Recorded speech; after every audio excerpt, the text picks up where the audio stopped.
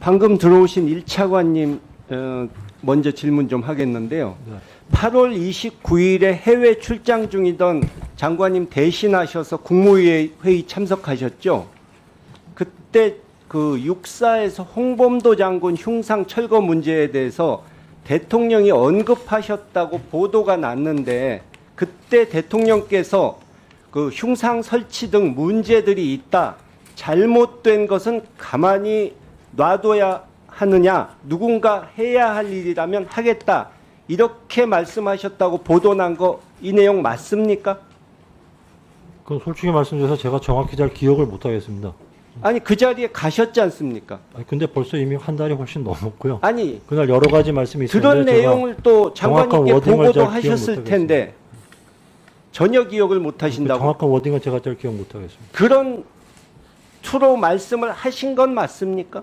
그러니까 홍범도 장군 언급을 하신 문제에 대해서 뭔가 말씀이 있으셨던 걸 기억이 나는데 제가 정확한 워딩을 기억하기 좀 어렵습니다.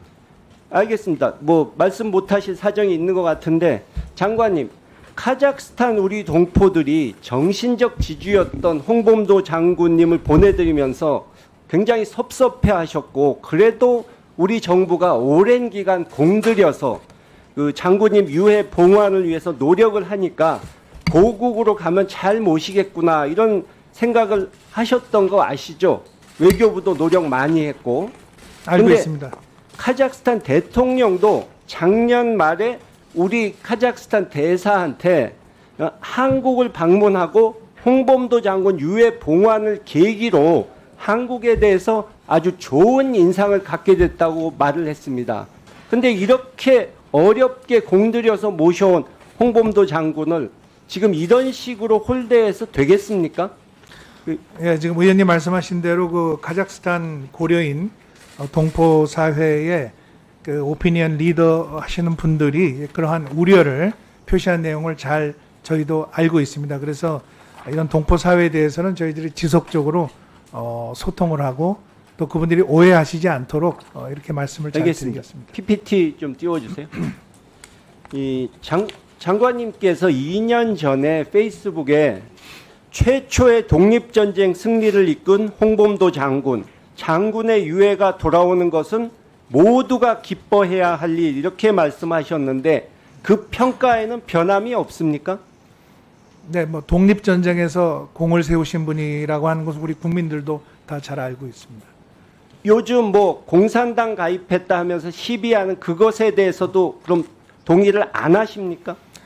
역사적으로는 또 어떤 그 단순한 일면만을 볼 수는 없고 여러 가지 복합적인 요인이 있는 그런 상황에서 판단을 해야 한다고 좀 생각합니다. 애매하게 답변을 하시네요. 근데 홍범도 장군 문제만이 아닙니다. 강제동원 피해자, 위안부 피해자 그런 문제, 후쿠시마 오염수 대치, 군사협력 이런 문제에 있어서 지금 윤석열 정부가 철저히 일본의 눈치를 보고 마치 과거사를 비롯한 예민한 문제를 앞으로는 거론을 않겠다 이렇게 일본에게 약속이라도 해준 게 아닐까 하는 의심을 갖게 합니다. 전혀 그런 일은 없습니다. 그래서 이번 국정감사는 본위원은 이념과 가치를 최우선으로 하겠다고 주장하는 이 윤석열 정부의 얘기가 얼마나 허망하고 위선적인 것인지 또 그런 기조를 따라가는 우리의 외교도 국익을 포기하고 정체성까지 포기하는 방향으로 가고 있다는 점을 지적하려고 합니다. 먼저 몇 가지 빠르게 확인을 하려고 그러는데 바로바로 간단히 답변해 주십시오. 네. 그 양금덕 할머니 서운과 관련해서 인권위와 지속적으로 소통하고 있는 거 맞습니까? 내용 아시죠? 네.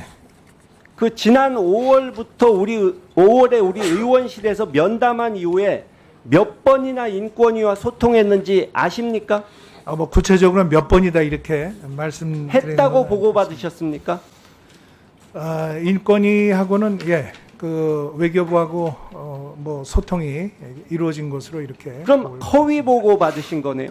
인권위에 저희가 확인해 보니까 외교부에서 아무런 얘기를 그 후로 들은 적이 없다. 4개월, 5개월이 지났는데 그럼 외교부가 거짓말하는 겁니까? 인권위가 거짓말하는 겁니까? 잠깐 어느 한쪽은 거짓말입니다. 예, 제가 그럼 다시 한번 확인해 보겠습니다. 정확하게 확인해 주십시오.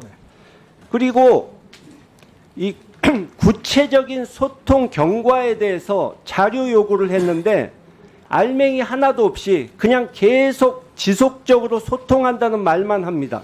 이거는 국회에 대한 자료 제출 거부 행위입니다.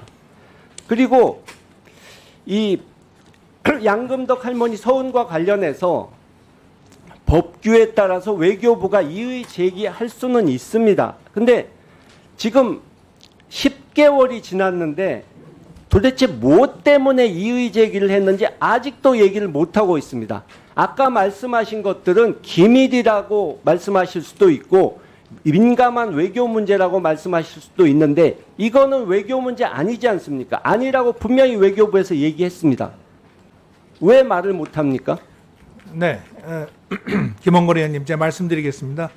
그 양금덕 할머니께서 지난 30여 년간의 강제징용 문제에 대한 인식 제고를 위해서 노력하신 점 잘 알고 있습니다. 또 제가 직접 작년 9월에 양금덕 할머니를 찾아뵙고 강제징용으로 겪으신 어려움을 청취하기도 했습니다. 그런 걸 여쭤보는 게 아니고 다만 서훈 수여는 상원법상 국무회의에 심의를 거쳐서 대통령이 제거하는 사항입니다. 그 전에는 관련 부처들이 외교부가 왜 이의 제기를 했는지 그걸 네. 왜 밝히질 못합니까? 말씀드리겠습니다. 관련 부처에서는 다양한 관점에서 면밀한 검토를 해야 되는 사안이라고 생각합니다. 작년도의 경우에는 서훈 추진 과정에서 정부 내에서 충분한 의견 교환 기회가 없었습니다. 그래서 관계부처 간의 사전 협의가 필요하다는 그런 절차적 측면에서 계속 협의할 사안이다 이렇게 생각을 했습니다. 근데 또- 협의를 안 하고 또 양금덕 할머니 이외에도 강제징용 관련 소송에 나선 여타 또 피해자들이 있습니다. 그래서 그분들과의 형평성도 또 상훈 수요 과정에서 고려돼야 할 점이다. 네, 이렇게 생각을 했고요. 그 다음에 또 현재는 강제징용 관련해서 대법원 판결에 대한 정보 해법이 지금 이행되고 있는 그런 상황이기 때문에 그러한 측면도 종합적으로 고려하는 것이 필요하다. 이렇게 외교부는 보고 있습니다.